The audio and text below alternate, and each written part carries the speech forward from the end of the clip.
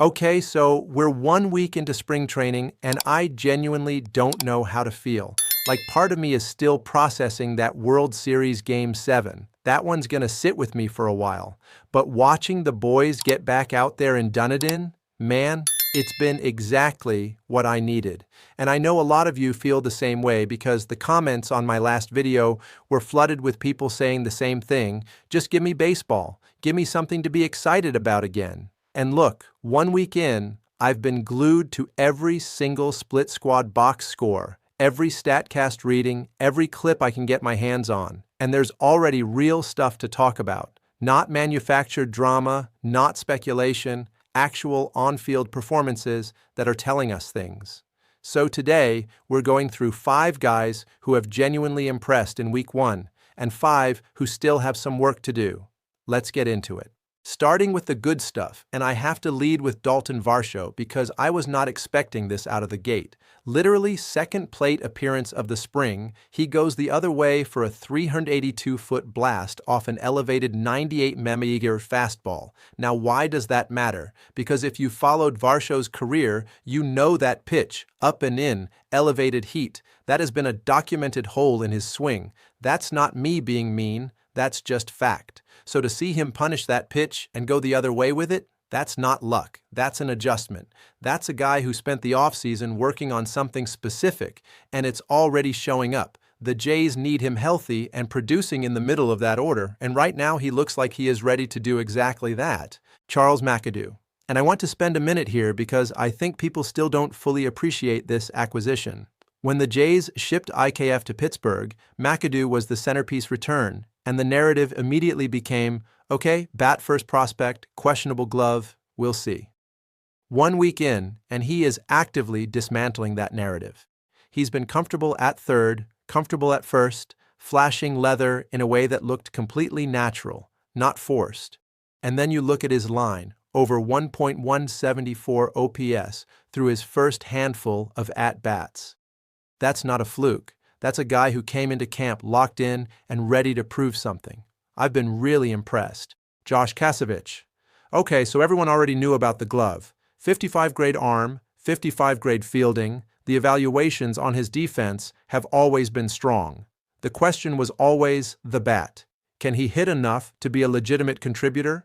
And this spring, he's answering that question in a big way.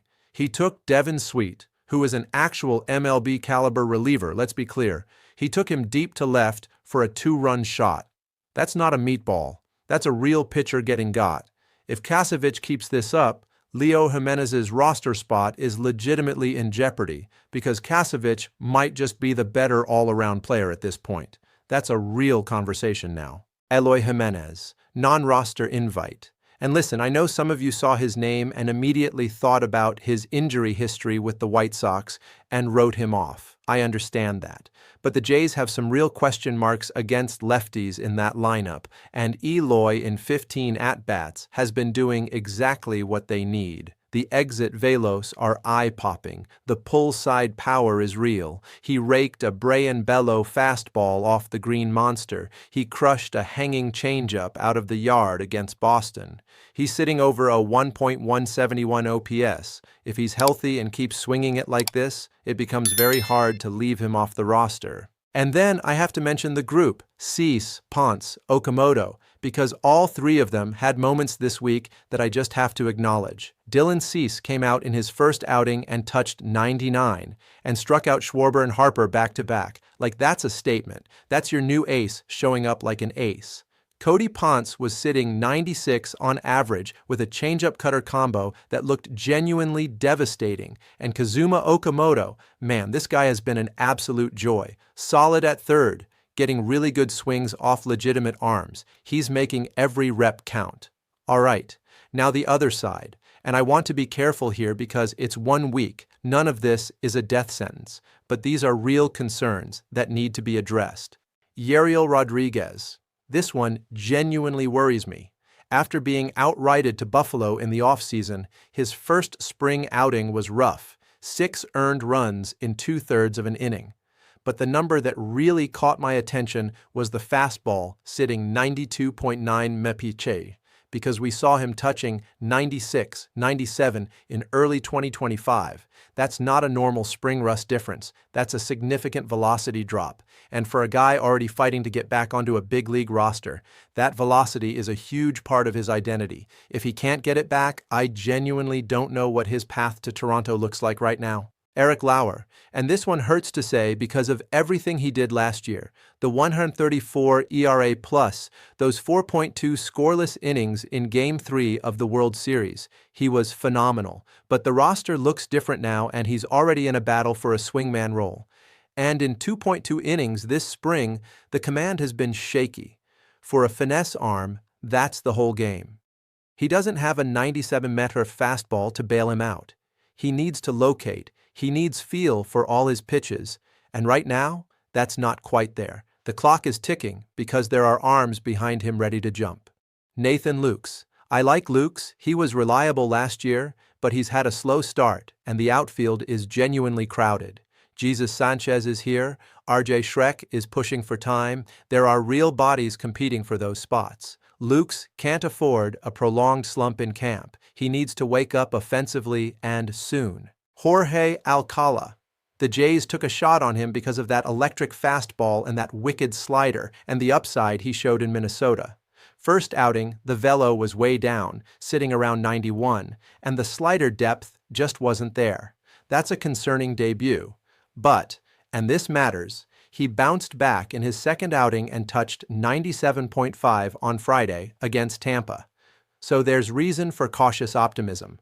The stuff is in there somewhere. He just needs to show it consistently, and he needs to rediscover that swing and miss profile that made him so intriguing in the first place.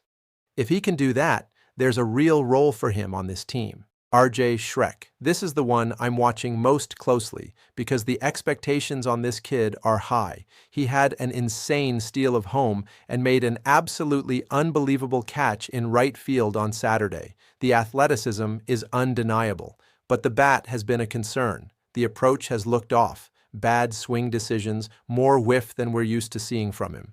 And for a guy pegged for a breakout, you need more consistency at the plate. The tools are there. The athleticism is clearly there.